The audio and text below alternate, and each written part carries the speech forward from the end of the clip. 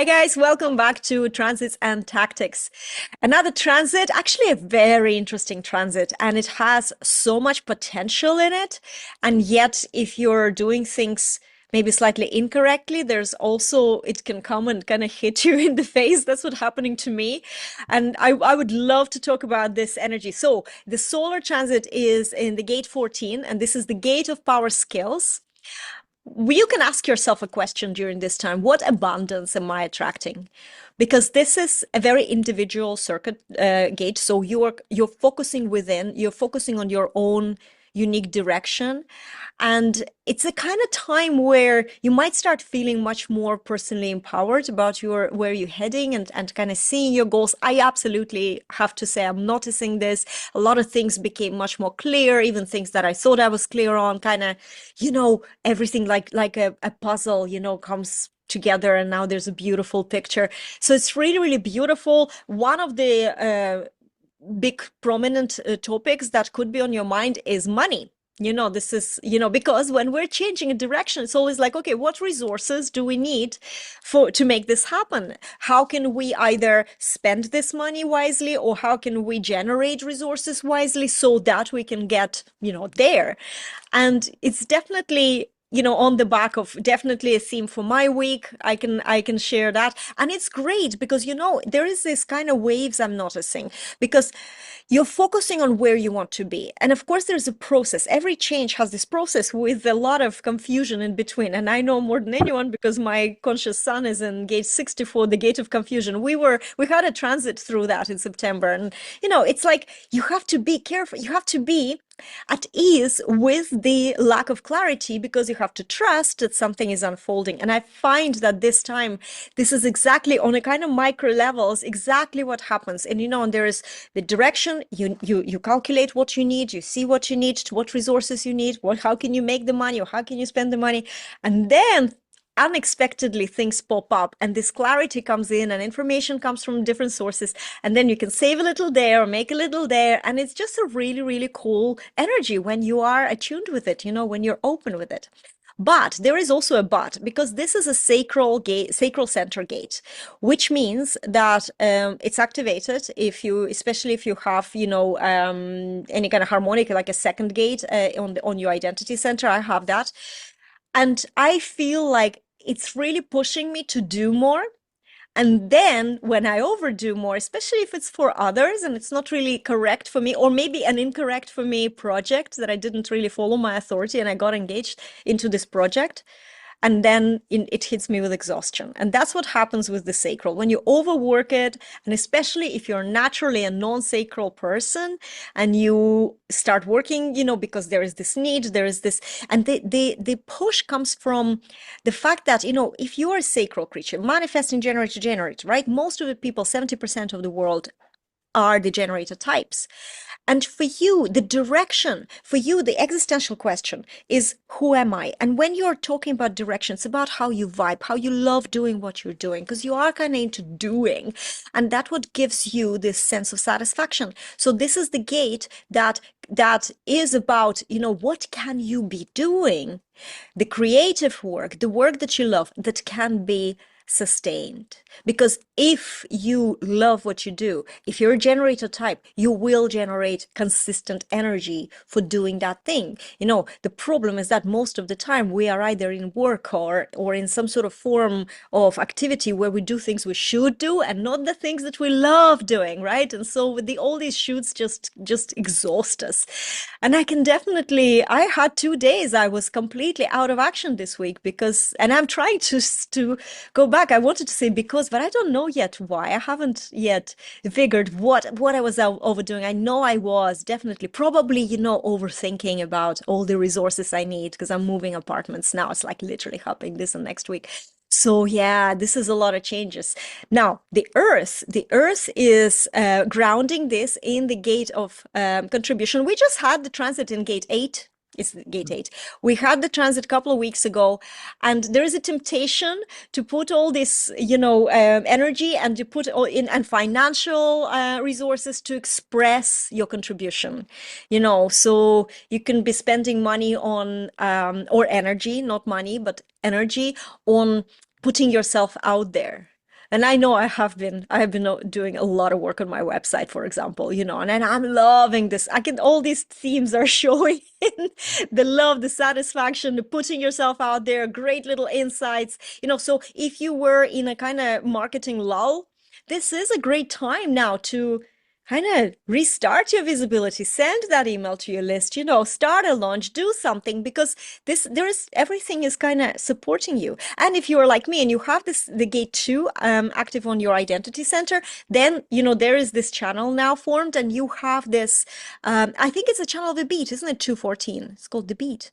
But basically it just gives you the ability to trust that whatever's unfolding now is good for you, so you can attract the resources, the empowerment, the real actual help can come into your life. I testify, I definitely have this kind of things. Little small things, but they make your life easier, and they kind of help you with the unique direction you're heading to. So although I was 2 days out of action, completely exhausted, and my body was just saying nope, but I have to say it's not a bad transit. It's a good energy. Anita, how have you been dealing with this?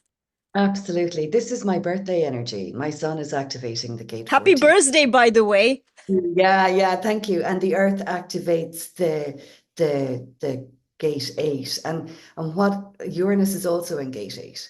So we have been pushed and shoved and dragged and shaken over the last 16 years with Pluto and Capricorn to actually look at our work life. Look at there's such work gets such a bad rep Mm. in the world at the moment. So many people are compromising their work, and their anxiety around not having enough money is exacerbating how they compromise their work. But what they don't realize is that the more we compromise our work, yeah, we might be making money, but we're really compromising our energy. Yeah. We're running ourselves into burnout. And so this has been a juxtaposition, because you see that gate 8 is in Taurus. It's like the bull, it doesn't like to budge. It doesn't like change. It tries its best not to change. And then 14 is you are such an amazing creative being, and part of my work is teaching people about how to access prosperity in their lives, because a lot of people have grown up believing they can't, Mm. believing they're not capable of generating resources themselves. They've grown up thinking that they need someone else. And we do, but we can be emotionally attached to that. So the beauty at the moment is that Pluto, finally, it's official, has moved into Aquarius, which means more unique, more individual. Your soul is literally driving you to do your thing. And but your conditioning, what you grew up learning, has been to conform. So the challenge is going to be, who was it, Brené Brown, who said, it's not our shadow we fear, it's our light. And so this Yes. is step into your light, have the courage. And I'm kind of there. I'm not sure it's about courage, really. It's just that we have such little information about who we are and how we're designed to experience and create Mm. prosperity. And that's where the human design comes in so uniquely as a tool for the next 20 years, at least. It's just kind of showing us, well, this is how you do it. The more you connect to your yes, the quicker you step into your genius, the quicker that prosperity opportunity is sparked. But the other side of it, you might be the bull in the china shop. You might, no, I'm not doing it. I hate change. So the juxtaposition here is obvious. But with the transits, as Juliet said, Uranus is really shaking up that gate 8 for a few years now, for a couple of years, as far as I know. It's moving out next year. But you'll really be feeling over the last couple of years, I've got such a great skill set. How do I want to bring it forward? This is exhausting me. Is there other ways that I can share my gift, my service, without killing myself? And so we've been asking this question for quite some time, and now the energy is here for us to do that, for us to is courage the right word? To me, sometimes courage is really understanding the fear of change is bigger than any of us appreciate. And so when we know and develop our own step-by-step manifesting process, it's much easier to, even though it's an inner game, you haven't, might not have seen results of this yet, but you'll start to develop your own body of evidence as to how Yes. you don't need to share this with anyone. You don't need to, but you can quietly work in your life to just honor your yes, honor your energy. And it's like you do a soul course correct, if that makes sense, right? You do a soul course correct where you might literally be just off center with your work, where it kind of aligns you back into center, and the clients start to drip back in and then they start to flow. I mean, it's amazing. I love this energy. It's a challenge as a life lesson or as a life purpose, but at the same time, it's paired with the 5955 for me, which is, stay in your inner flow That's right. without apology, stay out of victim, move into freedom. This is where we are moving from being a victim of our work into the freedom of we get to do this. As opposed to we have to do this, we're Yes. obligated, you know. So it's just fab energy. I love it because as a projector, as you know, we can we can guide that sacral energy into their space. Mm, I literally just listen to people's sacral when they're talking about what they want to do, and I can tell where they can focus their energy then. Like it's really yeah. cool. It's a superpower for sure. And it's the spark though. It's not the flame. For me, this energy is a spark energy. It's like it's the ignition. Turning on the ignition. It's up to you then to go with it or not go with it. You Oh, know? but that's exactly, this is where I find that when you have your expectations correctly, for example, from guidance, when you have an expectation from guidance or mentorship, what does this guide do to you? They just create the spark. It's up to you to take it. And I'm really grateful you brought up this whole thing about sometimes fearing you're not fearing your shadows. You are actually quite comfortable with your shadows.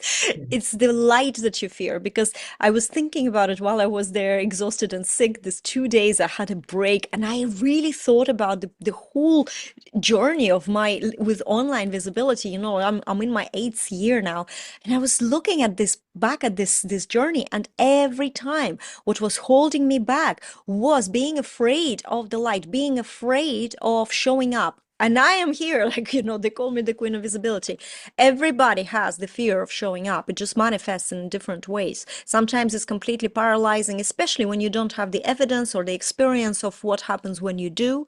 But even when, as myself, even when you do, and you have had achieved certain, thresholds in this journey, it still comes back in a different form. It's very insidious in a way, but really it just teaches you to love your light, to accept it, to lean into it more than leaning into where it's comfortable, but the painful and the shadows and the fears. And we think that it's not comfortable, but we all stay there. Why? Because that's our comfort zone, right? We'd rather be saying, oh my God, nothing's working, and I don't get any clients, than to go and write emails, post, create content, do something, put yourself out there. Because without that, nothing is going to happen. That's just the bottom line.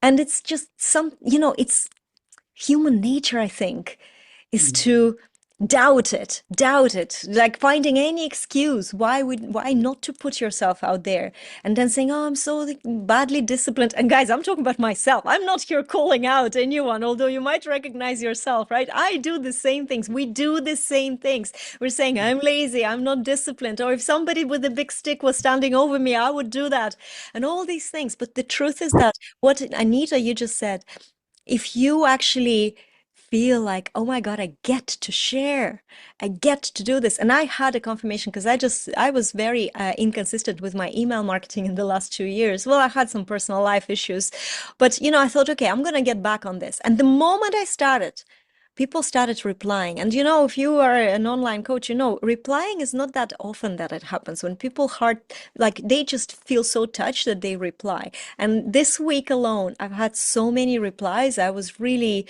floored with how people are responding, and people are saying, I love how you write. Please, please continue. Please, where were you? And I get to share and I get to feel like make somebody feel like this, feel good reading my stuff. That gives me a lot of confidence. No longer I need to overthink until I probably forget about it again, but no longer I need to overthink like, why would I write an email? Because someone out there signed up to hear from you, and there is a reason. They enjoy your voice, they enjoy that light that you're emanating, whether you appreciate it or not. That's important reminder for us. So I love this transit. I think this is it. This is about your unique direction. Those are the things to consider, especially in the realm of business and marketing. How are you putting yourself out there? And do it for yourself, for your own enjoyment, for your own empowerment, because it's very powerful to know you're in control. It's very powerful, you're not depending on someone, or you're not waiting on someone to like you and maybe hire you. It's a completely different attitude. And it Oh, gives you calmness. yeah, it does. And the energy is desperate dating energy. When you Yes. need recognition, it's just the more you need that recognition, the more you push people away. And what's marketing about getting recognition? You can see how you'll get mixed up in your marketing, right? I mean, Yes. and it is energetic. Yeah. A lot of people will say, a lot of people will say, do what brings you joy. And I would say, no, bring joy to what you do. Already have that yes, already have that going, and bring that joy to what you do. Because otherwise, if you're trying to do what brings you joy, you're constantly seeking. Yeah, you're And expecting, you're expecting yeah, what you do to bring you joy, and it doesn't, but it doesn't work like that. You reignite yourself. I so agree with you. yeah, Such beautiful share. yeah, exactly. So make the most of this energy. Actually, it's going to things are going to speed up now over the next few years, but you'll see you'll almost like a drag. We were talking about this earlier. There's almost like a drag when the the outer planets move into a new energy. Next year we have Neptune moving, we have Saturn also moving, I think January 2026. So there's big things afoot. But you might have felt over the last few days, that over the last few years, 2020, that draggy energy, Yeah. that absolute learning the hard way for me, that the ways that you should do things don't work anymore. The way that you learn to conform doesn't work anymore. And you're probably already feeling that inner kind of going, you know what? I'm ready to do my own thing. And Mm. that's what this energy in Aquarius is doing. And it's without that emotional attachment or anxiety, because it's really learning that we're all geniuses in our own right, and we're all capable of manifesting. Yeah. Uh, you just need to learn a new perspective, your perspective on what that is, on I how love that. it. I love it. This is my concept of selfish marketing. Make it around like what suits you. What do you want? How do you want to show up? How do you want to run your business? Because you know what? A big secret that everybody's keeping from you, that's how it works. When you put yourself in the center, you're not sabotaging yourself. You're not resisting yourself. Like you're not overthinking, how am I going to like, shall I write this email or not? Because you're doing it for yourself. Yeah, You're contributing to yourself, and through that, you're contributing to the collective, and through that, you're attracting clients. yeah, There's a client attraction is kind of like a cherry on top. yeah, When you see it that way, things change, and you start producing that attraction energy, because it really is like a desperate. I love it, desperate dating energy. It's a very good like example. Imagine that sleazy geezer in the bar coming up to all the girls, and he's just awful with the horrible chat up lines. And this is what we're trying to do in our businesses, sometimes following some guru's advices. But that's essentially what we're doing. Of course, it feels bad to us, to them. Yeah, it's a fantastic energy. And Anita, happy birthday again. Thank you. This is a brilliant actually gate to have in your son. Yeah, So it is. yeah, I'm really I hope that you have a fabulous week and great celebrations. Have you done anything? When was it? What date? Yesterday, the 20th. The Yeah, 20th. Have you yeah, done something big? absolutely. Absolutely. I celebrate for the whole year. I'm I'm committed to celebrating every day. And the birthday is just special, you know. That's the It's way to do it. That's the way to do it. It's so funny. I yeah. was just had this conversation with my husband about celebrations, and I was saying to him, I'm absolutely disaster to celebrate. Like, don't expect like gifts on Christmas or your birthdays because I don't know, but I can celebrate like that every day, you know. So I think that every day is a celebration. Some days maybe like we'll just have an extra celebration. So anyway, this is absolutely fantastic. Guys, thank you so much for joining us week in and week out. We know you're watching. Let us know how you're experiencing these energies. If you have any questions, wherever you're watching, comment below and reach out to us if you need more support in marketing visibility or money and manifestation techniques. Check out our books. Mm, yeah. How do I know? Anita's book, How Do I Know? This is just all you Google on Amazon. On Marketing Human Design, that's mine. I'm sure that both of them in conjunction is going to give you so much aha moments and breakthroughs. So we will see you in the next transit. And for now, take care and bye.